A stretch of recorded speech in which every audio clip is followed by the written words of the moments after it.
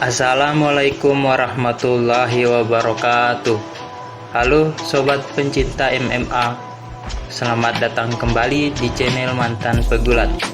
Channel ini akan membahas informasi dari dunia MMA.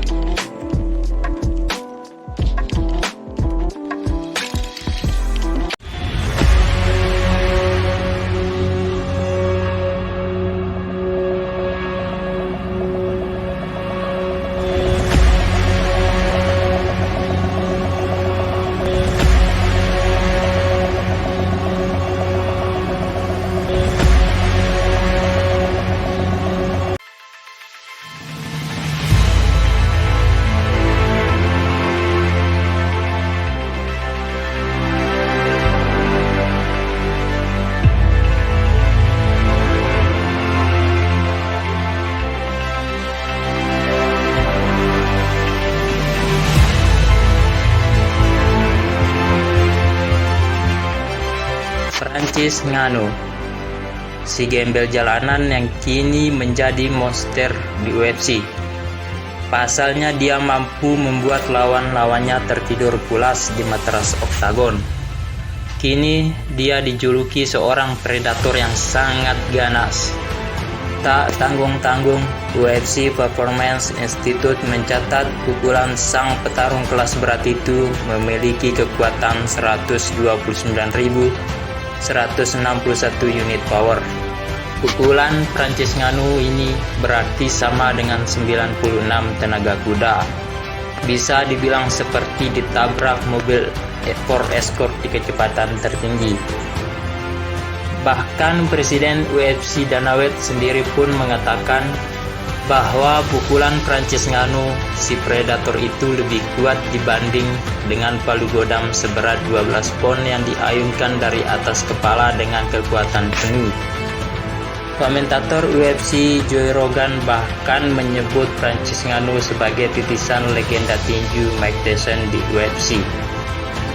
Francis Ngannou menjadi petarung yang berhasil mencuri perhatian pada UFC 249 di Jacksonville, Florida, Amerika Serikat. Pasalnya, Francis Ngannou berhasil membuat lawannya Jairzinho Rozenstruik KO ketika pertandingan baru berjalan 20 detik.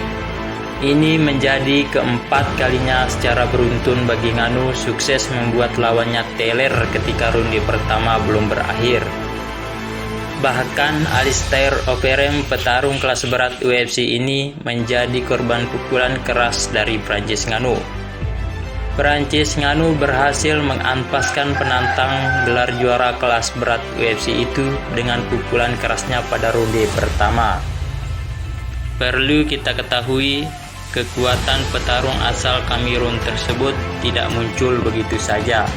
Kita bisa lihat bagaimana perjuangan dari Francis Ngannou menjadi seorang predator. Ayah Ngannou sendiri dikenal sebagai jagoan di lingkungannya. Namun begitu, Ngannou tidak ingin mengikuti jejak negatif ayahnya sebagai petarung jalanan. Ngannou bertekad untuk menjadi seorang petinju.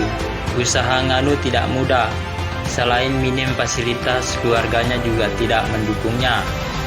Ngannou sempat dibuat frustasi dengan kehidupannya. Hal itu diungkapkannya dalam podcast Hot Boxing bersama Mike Tyson. Saya dulu menjadi taksi motor, tukang ojek di Afrika. Suatu saat saya berpikir saya tak bisa melakukan ini selamanya. Bagaimana dengan mimpi saya? Umur saya saat itu 22 tahun. Saya berhenti sekolah saat usia 17 tahun. Saya berpikir apa yang saya lakukan selama ini. Tidak ada, ucap Ngannou di podcast Hot Boxing. Ngannou memahami kekhawatiran keluarganya, akan tetapi tekadnya untuk mengejar mimpi sebagai petinju sudah bulat.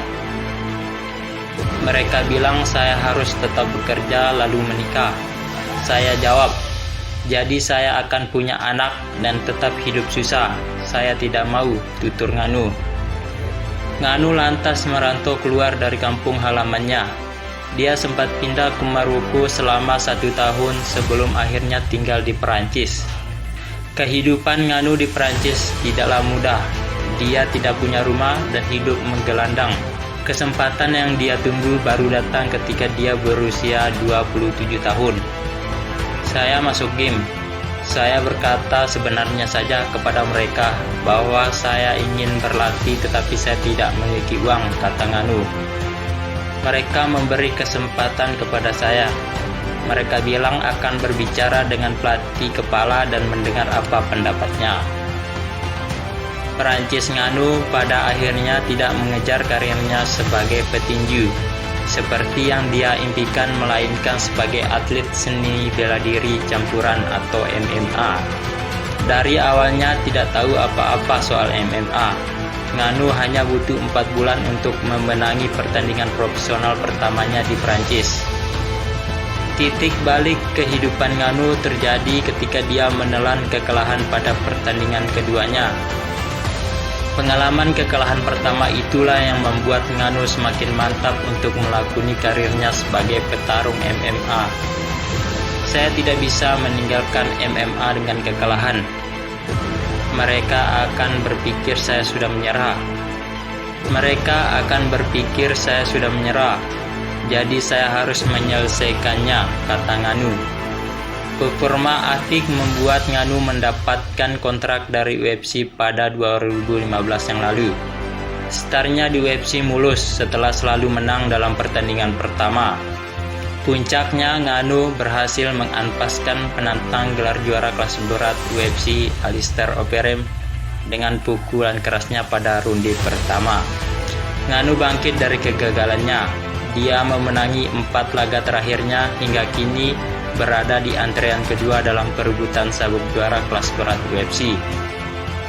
Kendati sudah mencapai kesuksesan di UFC, apakah Nganu melupakan impiannya sebagai petinju seperti idolanya Mike Tyson? Jawabannya tidak.